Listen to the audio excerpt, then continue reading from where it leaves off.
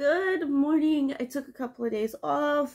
I just enjoying life, and my daughter graduated yesterday, and just crazy mayhem and chaos. But that's why you haven't seen me in a little bit. But today we're gonna be reading Deuteronomy 20, and I need to get my highlighter because I have to when I read I have to write through the lines. Oh, before I read this, I'll tell you guys that on Wednesday night Bible studies, they've been doing these books, The Instruments in the Redeemer's Hand, The Instruments in the Redeemer's Hands. And I've not been going to Wednesday night Bible study because Daniel's work schedule, and then kids of school and things like that. But for a little bit they were in the after school program. But I want to say, when we started, when we got the book, we was already this far in, and this is what we have left to go. So I kind of started about 2/3 through the way in the book.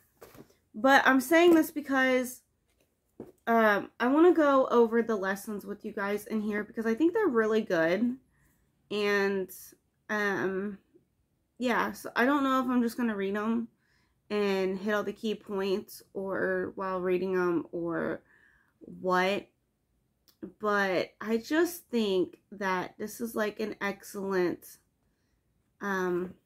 way. This broke down in here. It's got stories of people's, how can you say this, of situations in the daily life, and it pulls places out of the Bible that you wouldn't, it was, how can I say this, to me, I know what's going on in the Bible, I do, but at the same time, when I read something, I read it for what it is and what it says and how to grow from that. But it's hard for me to, and I know they're real people, I know things like that, but it's hard for me sometimes to go well, this person was this way, so I wonder if they struggled with this, or their daily lives and the conversations that they had, other than just what is documented. But it's hard for me to do that. So to really grasp and put people into place and things, I think this is just a really good book. And the one that we just did was about how to confront biblically, and it uses Luke 7:36 through 50 and 1 through 14. And then the big example that they used was 2 Samuel 12, 1 through 7, when the Lord sent Nathan to David, and he used the parable of the sheep. So I haven't really read in 2 Samuel, but I thought it was a real thing about the sheeps and stuff like that, but the sheep and the people, but it wasn't. Apparently it was a parable. It was a metaphor. It was a metaphor. And God uses metaphors, parables all the time throughout life. So when he was alive. So yeah, I just think it's a really good book, and I want to read it to you guys. So, long intro. Let's get into Deuteronomy 20. This is verses 1 through 20, and this is the principles governing warfare. It says, when you go out to battle against your enemies and see horses and chariots and people more numerous than you, do not be afraid of them. For the Lord your God is with you, who brought you up from the land of Egypt. So it shall be, when you are on the verge of battle, that the priest shall approach and speak to the people. And he shall say to them, Hear, O Israel, today you are on the verge of battle with your enemies. Do not let your heart faint. Do not be afraid, and do not tremble or be terrified because of them. For the Lord your God is he who gives with you to fight for you against your enemies, to save you. Then the officers shall speak to the people, saying, What man is there who has built a new house and has not dedicated it? Let him go and return to his house. lest he dies in the battle and another man dedicates it. Also, what man is there who has planted a vineyard and has not eaten it? Let him go and return to his house, lest he die in the battle and another man eats of it. And what man is there who is brother to a woman and has not married her? Let him go and return to his house, lest he die in the battle and another man marries her. The officers shall speak truth to the people and say, what man is there who is fearful and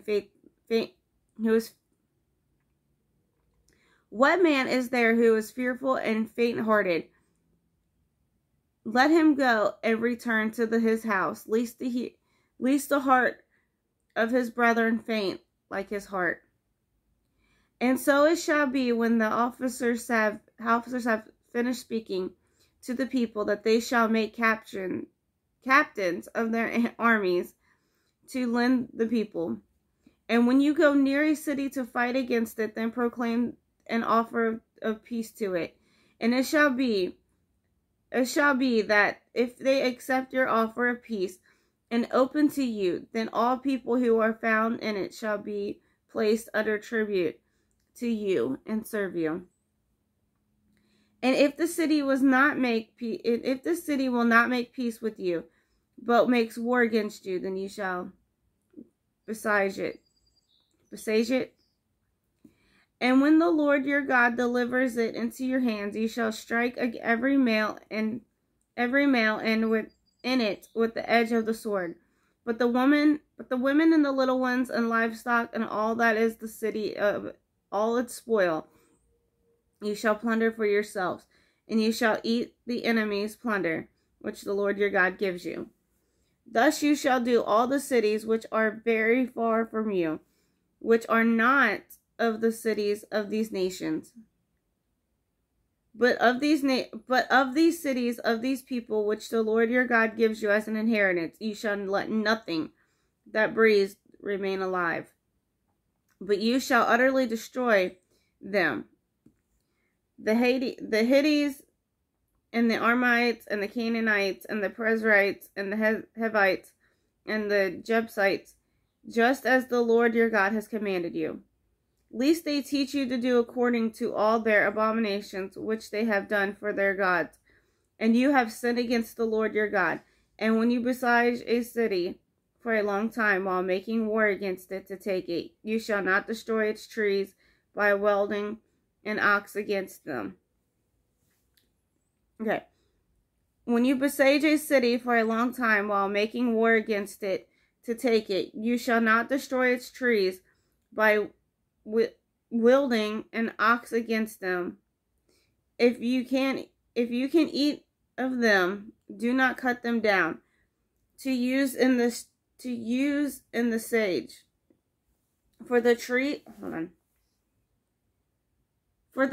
of the field is man's food. Only the trees which you know are not trees for food, you may destroy and cut down it, build sage work against the city, and make war with you until it subsided. I don't know why I couldn't read that. And I even have, I've studied it before, and I have it highlighted, and I don't know. Alright, I will see you guys in another video. That was Deuteronomy 2. Bye, guys.